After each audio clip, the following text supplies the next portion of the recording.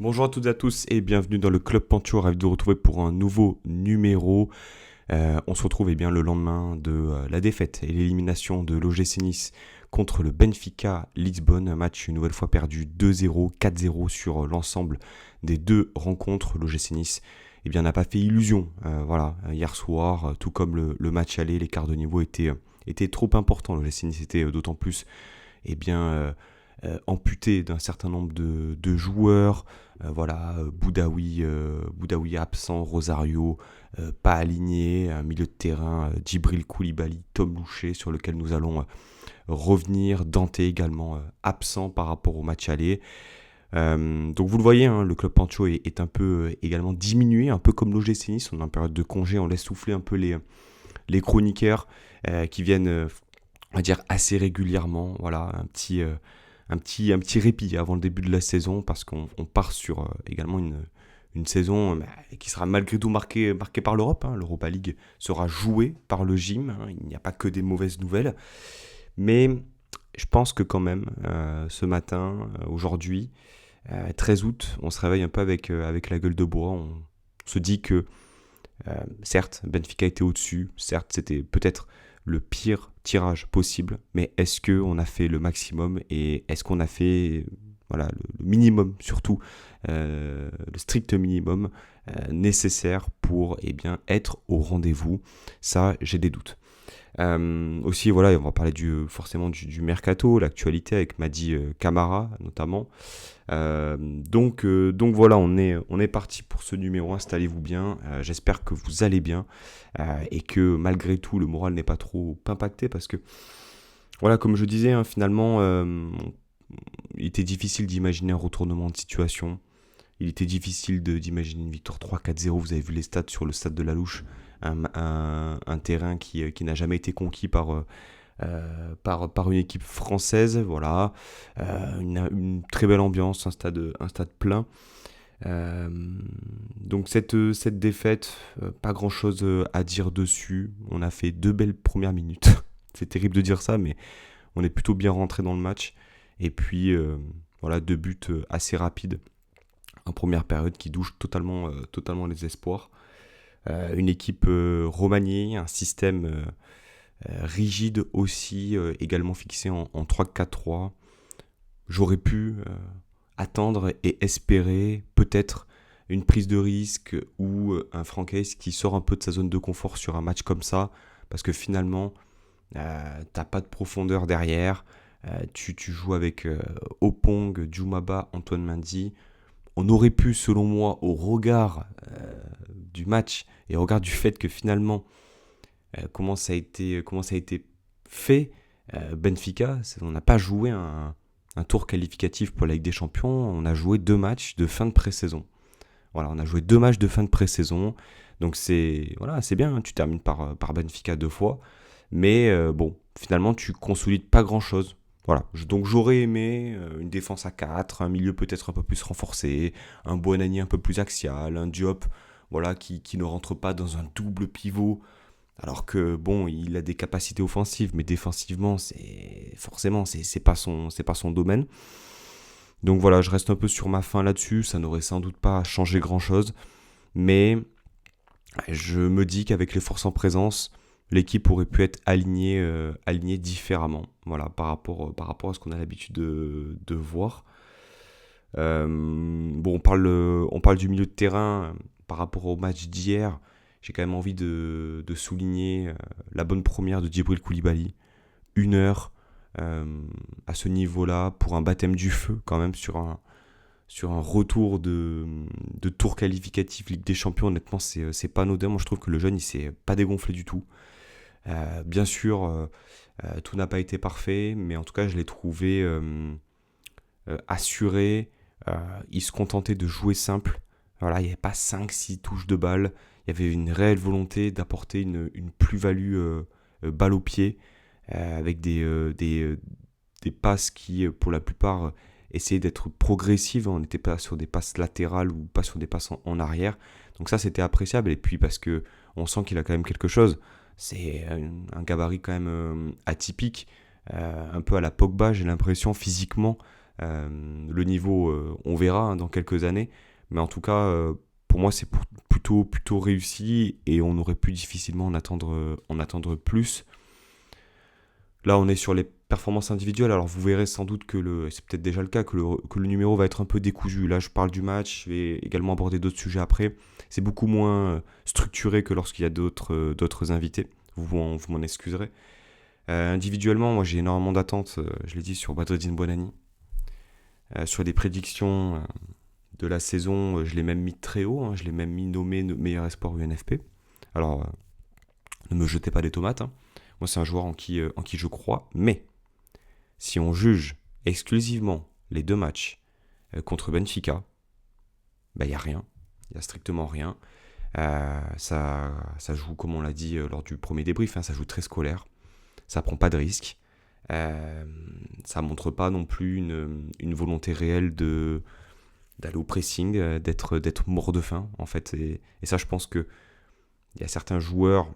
Voilà, j'ai envie de dire que l'esprit collectif n'était pas vraiment déterminé à déplacer des montagnes. Voilà, on l'a vu peut-être un peu en première mi-temps du premier match, mais forcément, je pense que ouais, tu perds 2-0 à l'aller, tu sais que tu peux quand même le faire, mais on a trop vite baissé les bras, on n'avait pas cette grinta, cet élément supplémentaire qui nous fait dire qu'on peut vivre quelque chose de fort. Et ça va au-delà de la qualité footballistique, ça va au-delà de la qualité mentale. C'est de la qualité mentale, mais ça va au-delà de tout ça. C'est-à-dire que c'est ce supplément d'âme qui va te faire vivre une soirée iconique qui aurait pu être le match aller. Mais finalement, là j'ai vu une équipe forcément en manque de repères et qui acceptait son sort. Voilà. Qui acceptait le fait que Benfica était au-dessus. Voilà, donc ça, je veux dire, il ne suffit pas d'être un professionnel du football pour s'apercevoir que Benfica est au-dessus, mais j'aurais aimé peut-être un peu plus de... Alors il y a eu de l'engagement, c'est vrai que hier soir quand même on fait quand même beaucoup de fautes, avec un autre arbitrage peut-être même que Djoumaba ne termine pas le match, hein, c'est pas déconnant, mais il y a eu certaines attitudes, et notamment Buonanni pour le coup, qui m'ont un peu questionné, voilà, je l'ai trouvé pas tant investi que ça. Et c'est censé être normalement la touche technique de cette ligne offensive. Et il n'a pas pris cette épaisseur-là sur l'ensemble des 2 rencontres. C'est un joueur pour lequel j'ai beaucoup d'attentes. J'ai envie de le voir réussir à l'OGC Nice. Il entame sa 4e saison pro chez nous. Bon, il est encore jeune, attention, hein, on ne va pas tirer de conclusion, la saison est encore longue. Mais voilà, si on juge uniquement cette double confrontation, je suis très déçu. Ensuite, pas grand chose à dire. Hein. Mofi a fait du Mofi et je lis beaucoup sur Twitter qu'il faudrait un remplaçant, une doublure à Terem Mofi. Moi, je pense pas qu'il faille une doublure. Hein. Je pense qu'il faut une alternative à Mofi qui parte titulaire tout comme lui. Et qui dispose d'un profil différent, ou qu'on peut trouver dans le jeu, avec une qualité technique peut-être plus importante, plus à l'aise, de manière à pouvoir varier un peu. Parce qu'effectivement, Mofi c'est intéressant, tu peux prendre la profondeur, mais mon Dieu, dès qu'il a le ballon entre les pieds, on a déjà eu cette discussion dans l'émission plus d'une fois, et en aucun cas, voilà, je vais l'enfoncer parce qu'on connaît les circonstances ou quoi. Mais bon, c'est quand même... T'as des enchaînements en première mi-temps, j'ai cet enchaînement en tête où il est plutôt pas mal placé, il est sur son pied gauche, donc il peut éventuellement croiser ou quoi. Il apprend externe, cette reprise de volée qui passe au-dessus. Tu te dis qu'à ce moment-là, peut-être que le choix, il serait peut-être plus judicieux de toucher le joueur. Tu te dis, soit il s'est contré, tu chopes un corner, ou soit c'est contré, ça peut peut-être finir en but. En fait, j'ai l'impression que des fois, il y a des choix qu'il fait.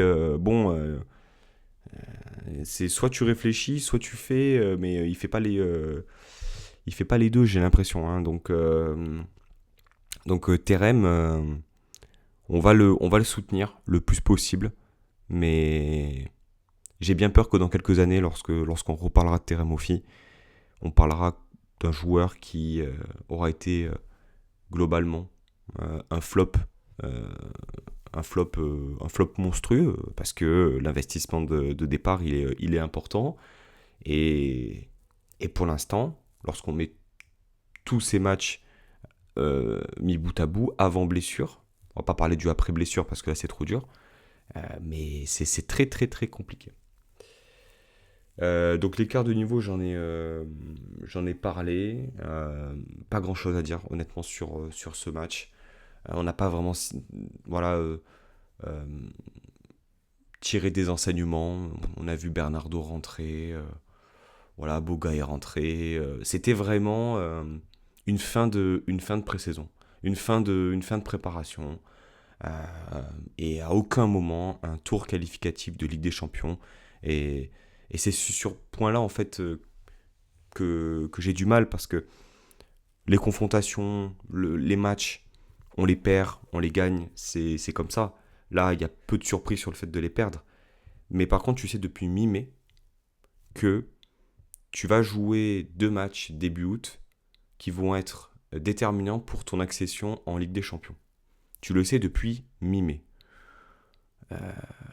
Ben, en fait, ton équipe, elle est moins forte que celle avec laquelle tu termines la saison. Et ça, pour moi, c'est un problème. C'est un problème. Alors oui, ça tombe pendant le mercato, oui, l'équipe n'est pas prête, mais putain, mais tu le sais depuis le départ. Tu le sais depuis le départ que tu joues ces matchs-là. Et en fait, j'ai été jusqu'à présent le plus mesuré possible, en m'éloignant le plus possible de Twitter, parce qu'on sait qu'il y a un côté un peu nocif. Mais très sincèrement, pour l'instant, le mercato, on nous parle de mercato d'Europa League, mais on l'a même pas ce mercato d'Europa League.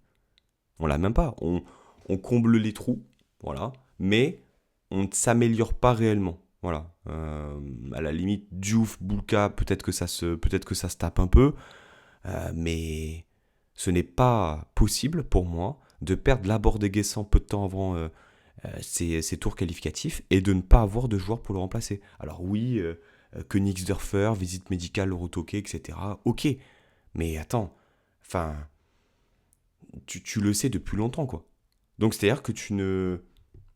C'est pas, je demande pas un mercato Ligue des Champions, mais je demande un mercato et une préparation d'équipe de manière à avoir le plus de chances possible. Les blessures de longue date, Inde Ishimi, Abdelmonem, on les connaît. On a fait Opong et Youssouf et Djoumaba pour les remplacer. Là aussi, rien contre Opong, mais est-ce que c'est vraiment un bon signal que de l'aligner titulaire sur un retour? Voilà, alors bien sûr, ça va prendre de l'expérience, etc. Mais euh, peut-on réellement s'attendre à mieux aujourd'hui? C'est pour ça, moi, j'en veux individuellement à certains joueurs, mais quelque part, la composition d'hier, tu t'attends à quoi? Tu peux pas t'attendre à renverser des montagnes. Parce que t'as pas de. Il te manque de la qualité technique, il te manque de la qualité physique dans cette équipe. Et moi, j'en veux à la direction, j'en veux forcément au propriétaire aussi, de ne pas avoir fait l'effort de préparer cette équipe juste avant un rendez-vous important. Voilà. On est trop soumis, sans doute, hein, au contexte des droits TV, au besoin de vendre, etc. Mais bon, Ineos, t'es quand même propriétaire de l'OGC Nice. Ton club phare, le United, ne joue pas de Coupes européennes que ta ligne des milliers des cents.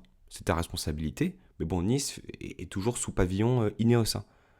Je veux dire, là, le mercato qu'on fait jusqu'à présent, au moment où j'enregistre, c'est même pas un mercato Europa League. Voilà.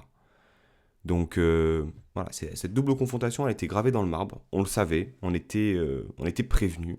Et finalement, on l'a pas du tout joué à 100%. On a limite boycotté ce rendez-vous parce que ça intervenait trop tôt et parce que, bah, de toute façon, on est plutôt armé pour l'Europa League. D'accord. Donc en fait, si je comprends bien, ta motivation c'est de terminer le plus haut possible, mais par contre, dès lors que tu as des échéances importantes suite à ton classement de l'année dernière, tu les joues pas à fond.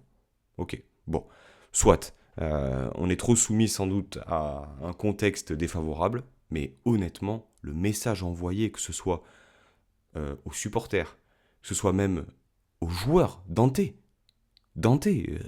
figure emblématique de l'OGC Nice, capitaine, 10 saisons, termine à la fin de saison. Mais putain, mais donne-lui une équipe, quoi. Il est arrivé, il y avait Mario, Younes et Belanda. Enfin, je sais pas. Je sais pas. On s'est vraiment, vraiment affaibli. Et en fait, voilà, nos chances de passer étaient déjà moindres, mais elles étaient encore plus petites euh, après ça. Donc ça, c'est un problème. Alors, dites-moi, peut-être que, voilà, il y a encore les émotions d'hier soir, mais en tout cas, je trouve que pour l'instant, ce mercato, eh bien, n'est pas une réussite. Et en parlant de mercato, forcément, alors j'ai parlé de Königsdörfer, comment ne pas parler de Madi Camara, qui est un peu, on va dire, une résultante de tout ce que je viens de vous dire. Madi Camara, accord avec l'OGC Nice, accord aussi avec Franck Hez, bah, apparemment prise de contact. Euh, Rennes qui arrive dans un second temps dans le dossier, grosse proposition salariale, on parle de 350 000 euros par mois pour Madi Camara, qui est un excellent joueur, attention, hein. Peut-être le meilleur joueur du Stade Brestois sur les 2 dernières saisons. Mais aujourd'hui, 350 000 euros par mois, tu peux pas à l'OGC Nice. Voilà, t'as un joueur qui est au-dessus de ça, je crois que c'est Sofiane Diop, et sinon, t'as bazardé la board justement parce qu'il arrivait à la fin de ce contrat-là. Donc voilà, t'étais censé faire Madi Camara.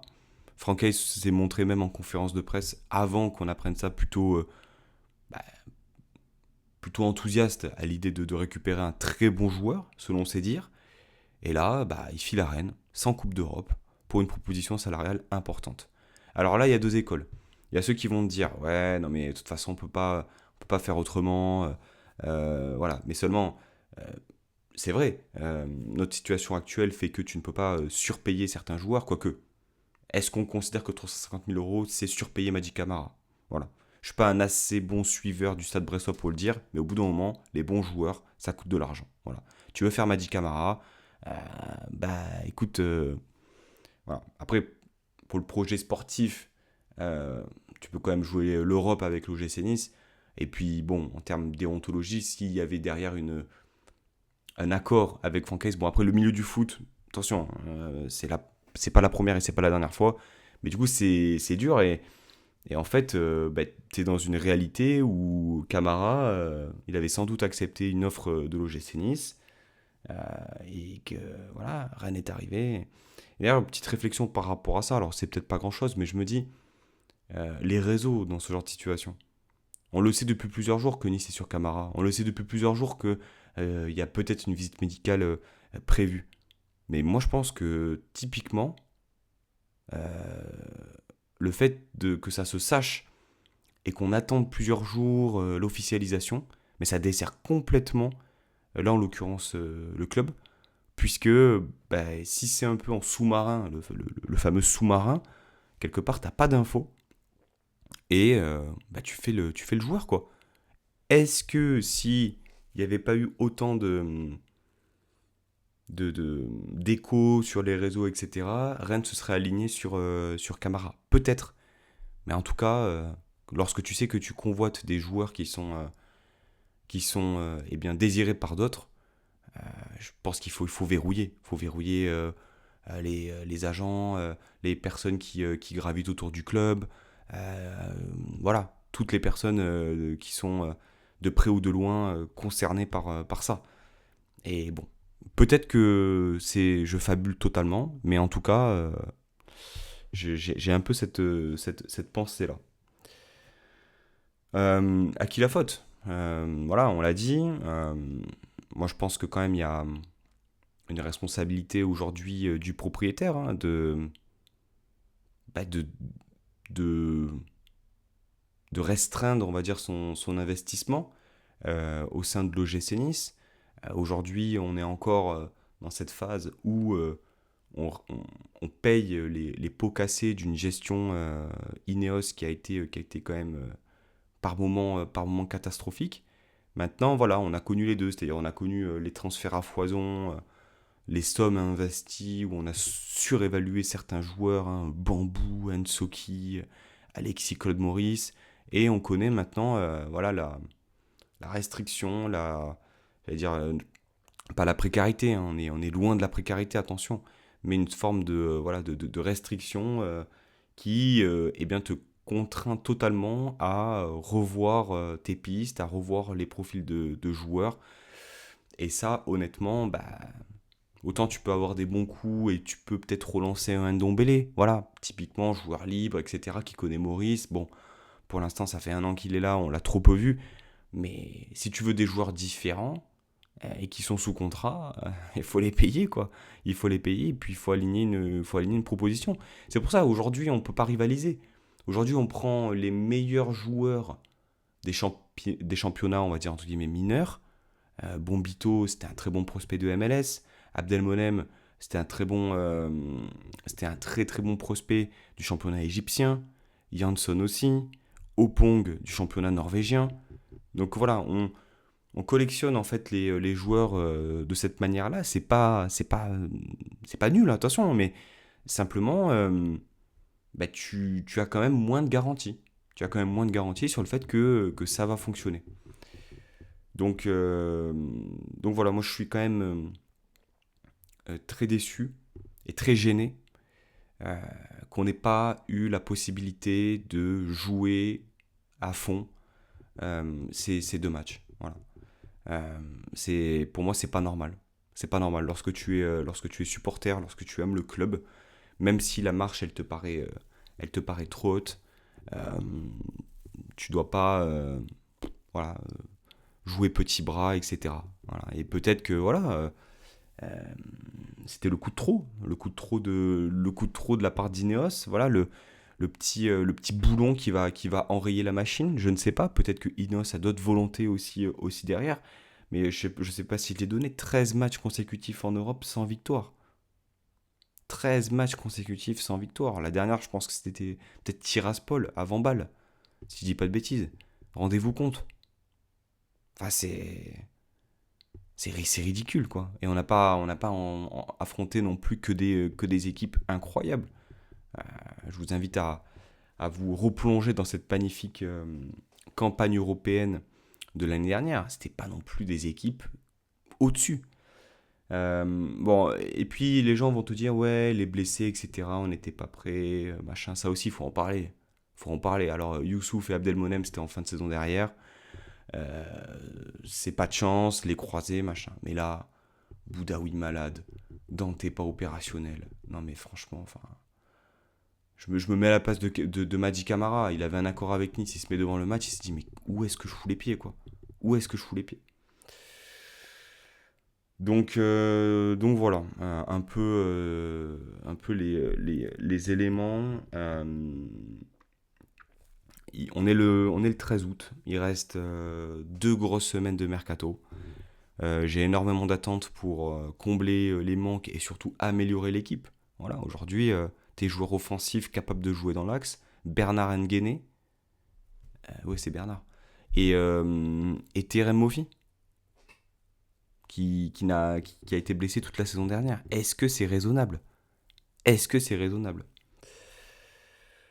Que dire également sur le match? Bon, l'arbitrage extrêmement tatillon. Pas vraiment un match ultra agréable à regarder. Au rayon des prestations individuelles, je vous ai parlé de Buonanni, je vous ai parlé de Terem Moffi. Euh, bon, Djoumaba, très très nerveux hier, honnêtement. Euh, Melvin Barr avec le brassard, ça me plaît, mais je trouve qu'il n'y a pas l'épaisseur nécessaire, en tout cas sur le terrain. On ne le voit pas comme un leader. Voilà. Et puis, il y a quelque chose aussi, moi, qui m'a un peu perturbé, c'est les joueurs qui rentrent. Je ne sais pas si vous avez fait attention à la mi-temps. Ça rentre sur le terrain. Et ça rentre tête baissée, euh, totalement annihilé. Il n'y avait rien, en fait. Il n'y avait pas du tout d'encouragement, de regard dans les yeux, on se tape les mains, on s'applaudit. On n'a pas de. Ouais, il n'y a pas de leader en fait. Il n'y a pas de moteur en fait dans ce groupe, du moins hier soir, où vraiment tu te dis ah ouais, là il peut se passer quelque chose. Tu le sens pas, ça, tu le sens pas. Donc après, bon, pour rester quand même sur une note plutôt optimiste, euh, la saison est longue. Tu joues quand même une Europa League qui est, semblerait-il, quand même plus à ta portée. Tu pourras difficilement faire pire que l'année dernière. Tu dois te racheter. Euh, voilà. Maintenant, il faut faire un mercato en conséquence. Euh, mais c'est vrai que là, pour le coup, au moment de l'enregistrement, je ne suis pas spécialement rassuré, quoi. C'est-à-dire que là, la situation elle commence à être extrêmement préoccupante. Euh, L'équipe n'est pas terminée, le groupe n'est pas figé. On attaque la Ligue 1 ce week-end contre une équipe de Toulouse qui a connu une préparation où ils se sont fait laminer à droite et à gauche. Euh, Moi, il y a certains dossiers qui ont été plutôt bien traités, hein. Diouf, Boulka, Djoumaba qui arrive rapidement dans le mercato. Bernardo, je pense que c'est une opportunité de marché liée au fait que on l'avait en ligne de mire et il a pas prolongé au Mans. Mais c'est au Pong, voilà. Enfin, je veux dire, c'est pas non plus pour l'instant des joueurs où tu te dis ils vont apporter une valeur ajoutée directe dans ce groupe et avec ça tu vas pouvoir viser quelque chose de haut. Aujourd'hui on te dit l'objectif c'est faire top 7. Voilà, top 7 c'est l'objectif. Ouais, d'accord, ok, c'est ce qu'on nous rabâche depuis des années, c'est ce que nous rabâche Bokeh aussi, de jouer la Coupe d'Europe le plus longtemps, enfin le plus souvent possible. Seulement quand tu la joues, bah, il faut la jouer quoi. Voilà. Après on a quand même la chance de pouvoir la jouer, mais de quelle manière quoi? De quelle manière? On ne peut pas consolider grand chose avec l'historique qu'on a autour de la Coupe d'Europe, tant notre passé récent ne joue pas du tout en notre faveur. Et puis on est quand même l'équipe qui rate ses rendez-vous, qui rate ses rendez-vous importants. Voilà, on le sait. Euh, voilà, en Coupe de France l'année dernière, tu avais l'opportunité d'aller loin, tu te foires contre le Stade Briochin. Là, Benfica, bon, c'est un rendez-vous important, mais malgré tout, c'est raté. T'avais, bon, bien sûr, Bâle, la finale de la Coupe de France. Il y a plein de, il y a plein de souvenirs, même si on remonte plus loin, finale de la Coupe de la Ligue contre Nancy, Vannes aussi en Coupe de France. Je crois que c'est Coupe de France, ou Coupe de la Ligue aussi, où tu te rates en fait. Donc voilà, on va clore ce numéro, il n'y a pas grand chose à rajouter. Juste un besoin aussi peut-être de vider tout ce qu'on a pu lire ou entendre depuis hier. Ou sinon, point positif, la diffusion gratuite du match. Euh, Mine de rien, le club s'est plutôt bien débrouillé avec BFM Azure, la diffusion. Il me semblerait que c'est le club qui a racheté les droits pour ensuite donner la possibilité au match d'être diffusé. Donc bon, ça c'est vraiment très bien, hein. On n'a pas pu galérer sur des sites obscurs pour visionner ce match. Mais voilà, pas grand chose à dire sur le terrain, pas d'enseignement vraiment à proprement parler, pas énormément d'éléments rassurants aussi, franchement, à l'approche de la Ligue 1, mais juste un sentiment en fait voilà que Benfica était au-dessus et que on n'était pas prêt, on n'était pas préparé et on n'était pas au niveau. Donc ne pas être au niveau c'est une chose, mais ne pas te préparer en amont suffisamment pour ce rendez-vous, ça pose question sur l'état de notre club actuellement. Voilà, donc écoutez, je pense que j'ai dit tout ce que j'avais à vous dire. C'est un numéro voilà, qui va durer une petite trentaine de minutes, hein, qui va être assez court. N'hésitez pas à me dire ce que vous en avez pensé aussi. Euh, J'essaie d'être le plus mesuré possible, d'être le plus cohérent par rapport à la situation actuelle. Je suis très très très très déçu, comme j'ai dit, qu'on n'ait pas mis les ingrédients pour ce rendez-vous. Voilà. La saison, il est encore trop tôt pour dire qu'elle est ratée, forcément. Elle va être longue, on va jouer 3 compétitions, mais quand même, jouer des matchs contre Benfica, c'est une chance inouïe. De nombreux clubs qui pourraient, qui aimeraient être à notre place. Lille, l'année dernière, l'avait fait. Hein. Ils sortent notamment Fenerbahçe. Voilà. Est-ce qu'on aurait pu prétendre à mieux? Je ne pense pas, avec l'état actuel de l'équipe. Je commence à radoter. N'hésitez pas à me dire voilà, ce que vous en avez pensé. N'hésitez pas également à vous abonner, à liker la vidéo, mettre des petites étoiles sur les plateformes de podcast. Et puis je vous dis eh bien, à très bientôt pour la suite du mercato et le début de la Ligue 1. Ciao.